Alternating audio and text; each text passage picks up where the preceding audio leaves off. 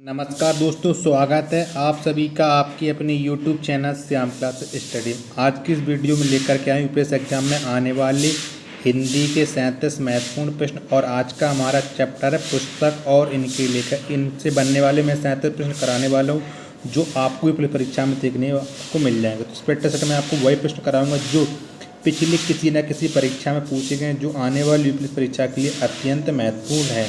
तो इस practice set को पूरा करने के बाद आपको अपने ज़िले का नाम और अपना स्कोर कमेंट बॉक्स में ज़रूर शेयर करना है कि मैंने इस प्रैक्टिस सेट में कितने प्रश्न सही किए। अगर आप इस प्रैक्टिस सेट में 30+ भी क्वेश्चन सही कर लेते तो निश्चित ही आपका जो स्कोर है अच्छा होने वाला है। उस प्रैक्टिस सेट को करने का इसे अपने सभी छोटे भाइयों बहनों को जरूर शेयर कर देना, जिससे वो भी लोग प्रैक्टिस सेट को लगाएं और उन लोगों को भी अपनी तैयारी का पता लग जाए कि हमारी तैयारी कितनी है और हम यूपीएससी एग्जाम के लिए पूर्ण रूप से तैयार हुए हैं कि नहीं। वीडियो पसंद आती है तो वीडियो को आप लाइक कर दीजिएगा। चैनल को आपने सब्सक्राइब नहीं किया तो चैनल को जरूर सब्सक्राइब कर लीजिएगा। चलिए शुरू करते हैं आज का अपना 37 प्रश्नों का महत्वपूर्ण प्रैक्टिस सेट। तो क्वेश्चन है आपके सामने, रंगभूमि किस प्रसिद्ध लेखक द्वारा रचित उपन्यास, यानी रंगभूमि के लेखक कौन है। तो रंगभूमि उपन्यास के लेखक हैं प्रेमचंद्र। ऑप्शन नंबर बी इसका राइट आंसर हो जाएगा। नेक्स्ट क्वेश्चन है आपके सामने, तुलसीदास जी द्वारा रचित प्रसिद्ध महाकाव्य का नाम क्या है। तो इस महाकाव्य का नाम क्या है जो तुलसीदास द्वारा लिखा गया। तो इसका महाकाव्य का नाम है रामचरितमानस। ऑप्शन नंबर बी इसका राइट आंसर हो जाएगा। अगला प्रश्न है आपके सामने, निम्न कृतियों में से कौन सी अज्ञे द्वारा रचित नहीं है, यानी इन चारों में से कौन सी वो रचना है जो अज्ञे के द्वारा नहीं लिखी गई। तो आगे देखा आपको पूरा नाम पता होने, इनका नाम पूरा सचिदानंद हीरानंद वात्स्ययन अज्ञे। तो इनकी जो रचना है ये 16 छतों वाला घर, ये इनकी रचना नहीं है। बाकी के आंगन के पार द्वार, नदी के दीव, अरे अवर रहेगा याद, ये सारी रचनाएं अज्ञे जी की हैं। परिंदे कहानी निम्न वर्णित में से किस कथाकार की है, यानी परिंदे कहानी को किस कथाकार ने लिखा है। तो परिंदे कहानी के कथाकार हैं Nirmal Verma. Option number C इसका राइट आंसर हो जाएगा। अगला प्रश्न है आपके सामने, मिर्जा गालिब किस शासक के दरबारी कवि थे। तो मिर्जा गालिब किस शासक के दरबारी कवि, तो ये दरबारी कवि थे बहादुर शाह जफर के। ऑप्शन नंबर डी इसका राइट आंसर हो जाएगा। नेक्स्ट प्रश्न है आपके सामने, बीजक किसकी रचनाओं का संग्रह है। तो बीजक किसकी रचनाओं का संग्रह है, तो आप सभी जानते हैं कि फेमस क्वेश्चन है, तो ये संग्रह है कबीर का। ऑप्शन नंबर बी इसका राइट आंसर देख लीजिए। तो आप देख सकते हो कि कैसे कैसे क्वेश्चन यूपी पुलिस एग्जाम 2018 में पूछे जाते हैं, तो इससे आप अंदाज़ा लगा सकते हैं कि आपका पेपर कैसे आने वाला है। नेक्स्ट प्रश्न है आपके सामने, तुलसीदास द्वारा रचित मानस रामचरितमानस में कितने कांड हैं। तो रामचरितमानस में कितने कांड हैं, तो आप जानते हैं कि रामचरितमानस में 7 कांड हैं। ऑप्शन नंबर ए इसका राइट आंसर हो जाएगा। नेक्स्ट क्वेश्चन है आपके सामने, रमेश चंद्र सहाय को विनायक रचना के लिए सन 2014 में साहित्य अकादमी पुरस्कार से सम्मानित किया गया। इस रचना की विधा है। तो इस रचना की विधा क्या है, तो इस रचना की विधा है उपन्यास। ऑप्शन नंबर बी इसका राइट आंसर हो जाएगा। अगला क्वेश्चन है आपके सामने, मधुर मेरे दीपक जल नामक कविता किसने लिखी है। तो मधुर मेरे दीपक इस कविता के लेखक कौन है। तो इस कविता की लेखिका हैं Mahadevi Verma. Option number A इसका राइट आंसर हो जाएगा। नेक्स्ट क्वेश्चन है आपके सामने, कौन सी रचना तुलसीदास की नहीं है। तो कौन सी रचना तुलसीदास की नहीं है, तो ये रचना यामा जो रचना है तुलसीदास की नहीं है। बाकी के दोहावली, रामचरितमानस और गीतांजलि ये तुलसीदास की रचना है, जबकि यामा महादेवी वर्मा की रचना है। ऑप्शन नंबर ए इसका राइट आंसर हो जाएगा।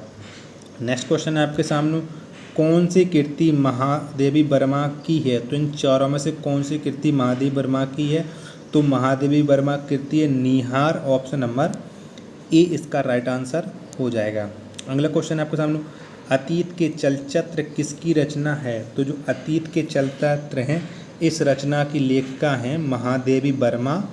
ऑप्शन नंबर सी इसका राइट आंसर हो जाएगा। तो अतीत के चलचित्र किसने लिखी है, तो ये लिखी है महादेवी वर्मा ने। नेक्स्ट क्वेश्चन है आपके सामने, कुंवर नारायण की किस कृति पर व्यास सम्मान प्राप्त हुआ। तो जो कुंवर नारायण है इनकी जो कविता के बहाने इस कृति पर इन्हें व्यास सम्मान मिला था। ऑप्शन नंबर सी इसका राइट आंसर हो जाएगा।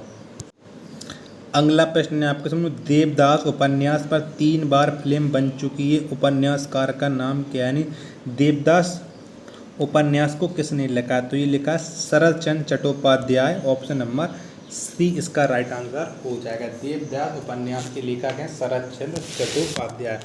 अगला क्वेश्चन है आपके सामने, निम्नलिखित कवियों में से गांधी जी ने किस कवि को राष्ट्रीय कवि का सम्मान दिया है? तो गांधी जी ने किस कवि को राष्ट्र कवि का सम्मान दिया था? तो ये दिया था मैथिली शरण गुप्त को।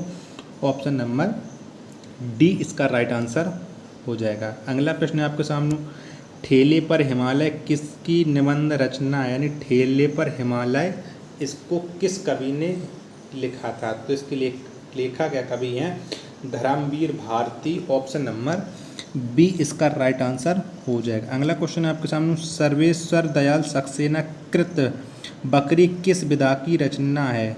तो यह किस विधा की रचना है? बकरी। तो ये है नाटक। ऑप्शन नंबर डी इसका राइट आंसर हो जाएगा। अगला प्रश्न है आपके सामने, निम्न में से कौन सी निराला की काव्य कृति नहीं है? तो निराला जी की काव्य कृति कौन सी नहीं है? तो ये निराला जी की काव्य कृति नहीं है चतुरी चमार। ऑप्शन नंबर सी इसका राइट आंसर हो जाएगा। नेक्स्ट प्रश्न है आपके सामने, रामचरितमानस की भाषा है, यानी रामचरित जो मानस है इसकी भाषा क्या है? तो इसकी भाषा है अवधी। ऑप्शन नंबर बी इसका राइट आंसर हो जाएगा। नेक्स्ट प्रश्न है आपके सामने, निम्न में से कौन सी तुलसीदास की रचना नहीं है? तो इन चारों में से कौन सी रचना है जो तुलसीदास जी के द्वारा कृत नहीं है? तो ये रचना है रामचंद्र का। ऑप्शन नंबर डी इसका राइट आंसर हो जाएगा। अगला प्रश्न है आपके सामने, कबीरा खड़ा बाजार में नाटक की रचयिता हैं? तो यानी जो कबीरा खड़ा बाजार में यह नाटक किसने लिखा था? तो यह लिखा था भीष्म साहनी ने। ऑप्शन नंबर बी इसका राइट आंसर हो जाएगा। नेक्स्ट प्रश्न है आपके सामने, मनु भंडारी की कौन सी कृति उपन्यास और नाटक दोनों हैं? तो यानी इन चारों में से कौन सी रचना है जो मनु भंडारी के द्वारा लिखी गई है? तो यह रचना है आपके सामने महाभारत। जो रचना है ये मनु भंडारी की कृति और उपन्यास और नाटक ये दोनों हैं।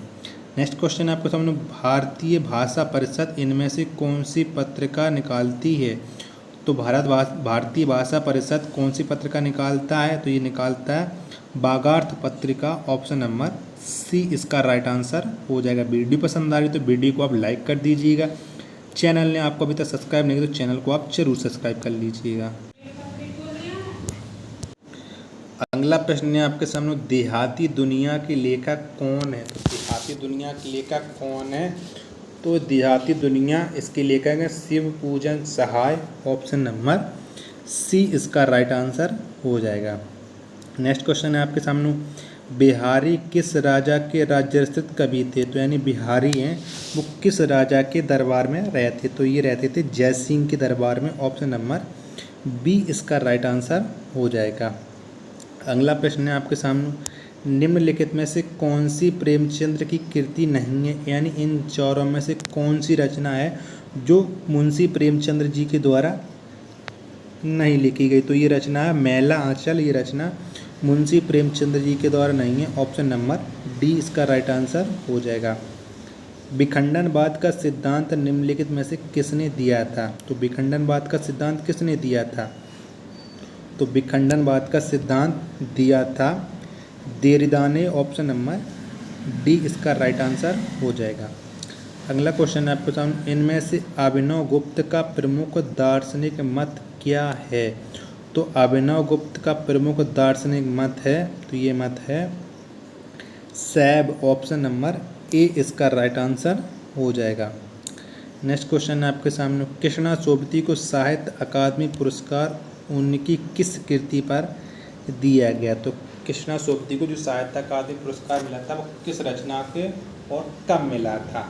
तो ये मिला था जिंदगी नामा के लिए 1979 में। ऑप्शन नंबर सी इसका राइट आंसर हो जाएगा। नेक्स्ट क्वेश्चन है आपके सामने, इनमें से कलिकता बाया बाईपास उपन्यास की रचनाकार कौन है? तो इस रचनाकार के लेखक कौन है? तो इस रचना के रचनाकार हैं अलका सरागवी। ऑप्शन नंबर बी इसका राइट आंसर हो जाएगा। नेक्स्ट क्वेश्चन आपके सामने, इनमें से मधुशाला के लेखक कौन है? तो मधुशाला के आपको लेखक बताना है। तो मधुशाला के लेखक हैं Harivansh Rai Bachchan. Option number A इसका राइट आंसर हो जाएगा। नेक्स्ट क्वेश्चन आपके सामने, इनमें से हार की जीत कहानी के कहानीकारक कौन है? यानी हार जीत कहानी ये किसने लिखी थी? तो ये लिखी थी सुदर्शन ने। ऑप्शन नंबर डी इसका राइट आंसर हो जाएगा।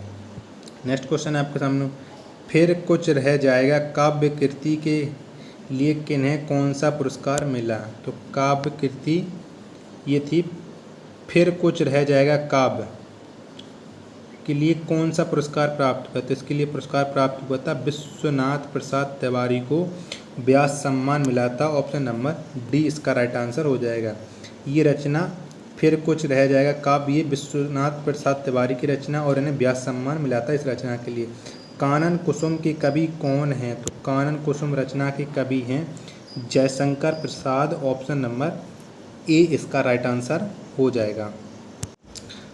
अगला प्रश्न है आपके सामने, जयद्रथ वध के ग्रंथ की रचनाकार कौन है? जयद्रथ वध है ये किसने लिखा था? तो ये लिखा था मैथिली शरण गुप्त ने। ऑप्शन नंबर ए इसका राइट आंसर हो जाएगा। अगला क्वेश्चन आपके सामने, पहाड़ पर लालटेन किसकी रचना है?